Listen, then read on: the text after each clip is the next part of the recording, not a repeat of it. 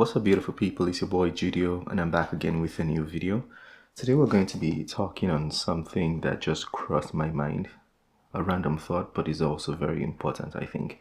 I'm going to be sharing a few stories to help explain this topic. But if you have your other stories or you have some information or facts you want to share, feel free to do it in the comment section. Like you might have seen in the title, this one is going to be very simple and is equip yourself with information. The first story I'm going to be sharing relating to this is from this book.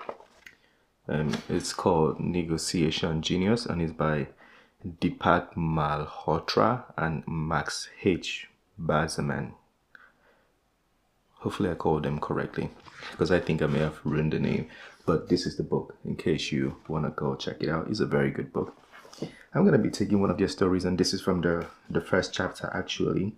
And that's why the story really stood out to me, because I read this book. The first time I read the book was, I think, a few months ago when I first got it. I got it from a thrift store. And that topic always stood, the story always, was stuck in my mind. I thought I should share it today. So again, the title is Equip Yourself with Information. Now, this story in this chapter is about the President of America, Theodore Roosevelt,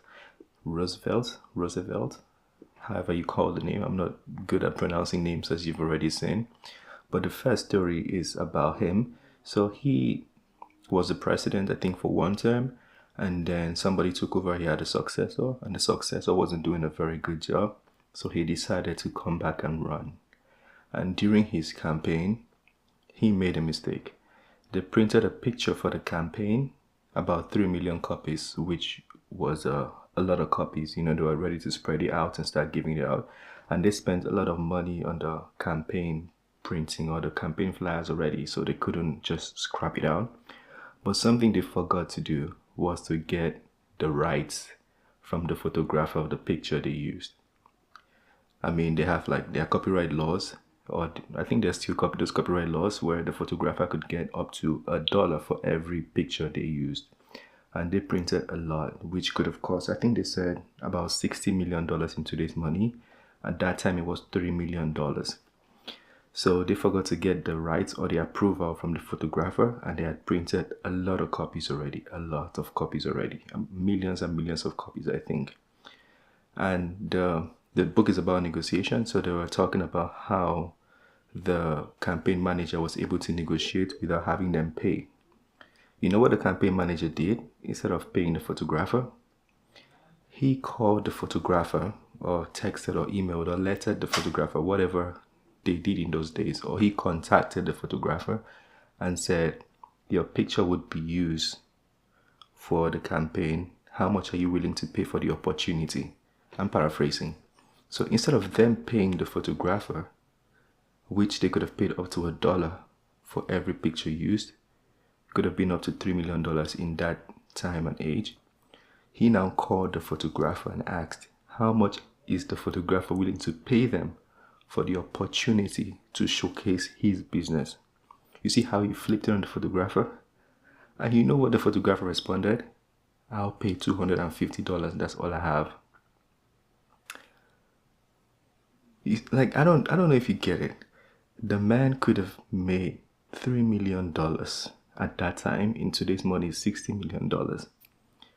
But just because he did not have the information on copyright, he offered to pay $250 when they should have been the one paying him.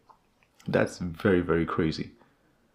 Again, the story just goes to support the topic I'm saying, equip yourself with information. The man technically lost $3 million, in today's money $60 million, and even offered, I don't know if they took the $250 from him, but he even offered to give $250 on top of that. He had the rights to the pictures. Anyways, that's one story. Now, the second story was, one time I was trying to get a house in a city. I'm not going to state where. Again, this is not financial advice. It's just a story to support why you should equip yourself with information. I was trying to get a house somewhere, and the realtor I spoke with gave me the different options for the houses. Some of them had they were very highly priced, and the down payments were almost like unattainable for me to get. You know, he told me, it's like, just pick one. We'll figure out how to get houses. I'm like, why is this man not concerned about me having a down payment enough to pay for the houses? So I was just asking, like, why? Like, I was trying to get more information on why he was just asking me to pick a house or the one I'd want, rather than, because usually I met with other realtors, and if your budget or down payment was not sufficient, they would just be like, oh, get a smaller one, or we can't work with you, something like that. But this one was just concerned about me picking the house I want, and then we'll figure out the down payment. When I started digging and digging and digging, you know what he told me? He gave me information that I'd never known before. I don't know if this is legal or a gray area or whatever it is. So I'm not saying you should use this information. It's not financial. It's not a financial video. I'm just saying equip yourself. But you know what he told me? He said something very simple that stuck in my head. He said, oh, don't worry about the down payment. We'll just add the excess to the price of the home and then borrow it from the bank. And now you can pay in installments as your mortgage. I had never heard that before in my whole life. I don't even know if it's legal or illegal, but the information just broadened my, should I say, spectrum of house search, and it made me more comfortable working with him. So eventually I got to know him. We got to work more and more and more.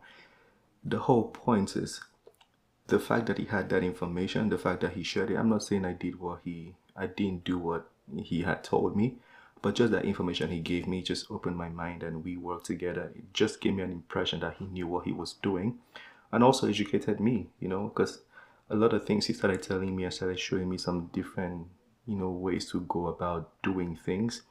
And now with the information he gave me, I feel like I know a little bit more. I've equipped myself a little bit more in the real estate sector. So again, equip yourself with information. Again, I'm not saying go to school necessarily. Like, I don't think school gives you a lot of information that you need in your everyday life. I don't think doom scrolling on TikTok also does the same thing, because a lot of people claim they do a lot of research on TikTok and they get a lot of information from that. And I have very high doubts that that is the case. I'm just saying, learn, read, get books. There are lots of very good books. They're self-help books, but they have like real stories of what real people actually did, and you can learn from them. Like, the first book I read that really caught my attention and really taught me a lot about like communication was How to Win Friends and Influence People. That's a very good book. Very, very, very good book. He thought about like how to criticize somebody. There was a story there about the workers smoking under a do not smoke sign. And the top leader, I think the CEO or the chairman of the organization, came and saw them. Instead of shouting or yelling at them to be like, why are you smoking there? He took cigars and gave it to them and like, I would appreciate if you smoked this outside. He didn't yell at them. He gave them gifts and said, I would appreciate if you smoked it outside. So different things like that could just teach you how to communicate, how to do business, how to deal with people, how to live amongst people. And sometimes the way people react is because they don't have a lot of information. The doubts you might have about life is because you don't have the information to navigate things. So just equip yourself with information. That's the whole purpose of this video. Your communication is in fact in question if you don't have the information. Your relationship with people, your financial status is in question. Even there was a time where, I'll give you a little bit of a story. I came out, I was a student, didn't have a lot of money, didn't know how to, didn't want to do a lot, especially compared to going to school and working. I already did construction, I already did conversions, working at Rogers Arena. So I didn't want to do more. And then information came, the information, letter writing. I started writing letters for VGW Casino, I think it's called. And I started making some side income from that. A lot of students didn't know about that.